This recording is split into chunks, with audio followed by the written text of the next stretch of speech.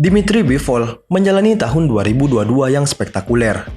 Pada bulan Mei, ia menumbangkan Canelo Alvarez dalam kemenangan mutlak untuk mempertahankan gelar kelas berat ringan WBA. Bivol memberikan Canelo kekalahan pertamanya sejak September 2013.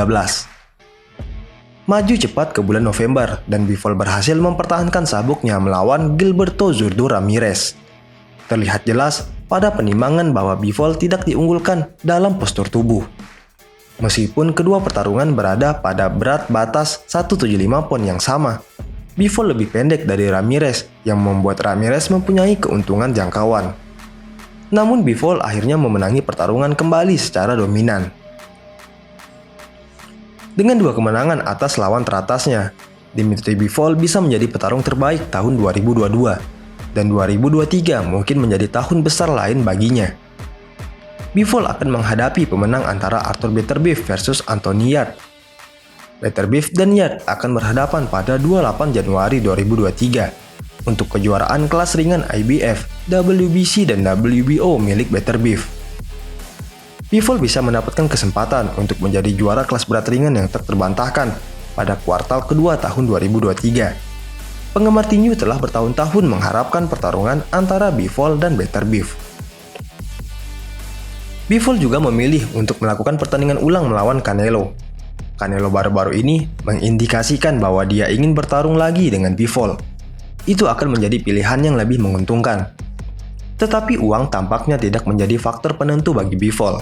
Ketika ditanya tentang pertandingan ulang dengan Canelo sebelum kemenangannya atas Ramirez, Bivol berkata, "Uang memang bagus, tetapi legasi menurutku lebih baik. Aku juga suka uang, semua orang suka uang. Tetapi uang bukanlah hal utama yang aku pikirkan ketika aku datang ke tinju. Ketika aku bertinju, aku ingin membuat sejarah. Jika aku memikirkan uang, aku tidak akan pernah berada di sini," ungkapnya. Bivol memiliki keterampilan dan tampilan daya tarik box office besar berikutnya dalam tinju. Dengan bakat Bivol, ditambah kemenangannya atas Canelo, pria top saat ini, dia setidaknya harus menjadi pembicaraan untuk menjadi bintang besar berikutnya di dunia yang ideal. Satu-satunya faktor yang menyulitkan adalah Dimitri Bivol adalah orang Rusia.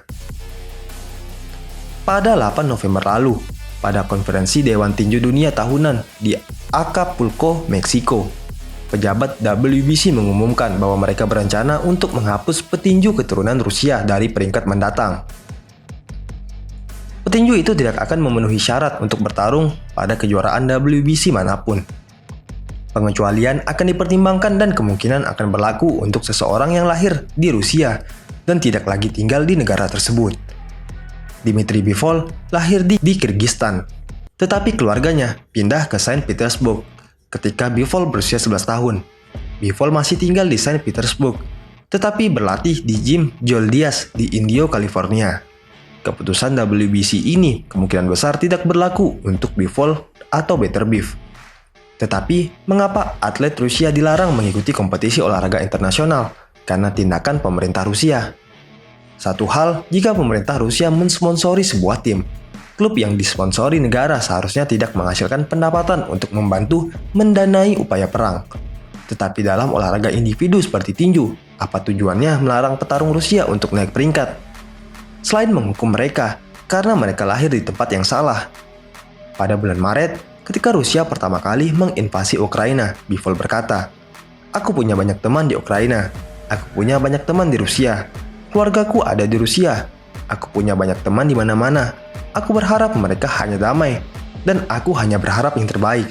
Sungguh menyedihkan bagiku.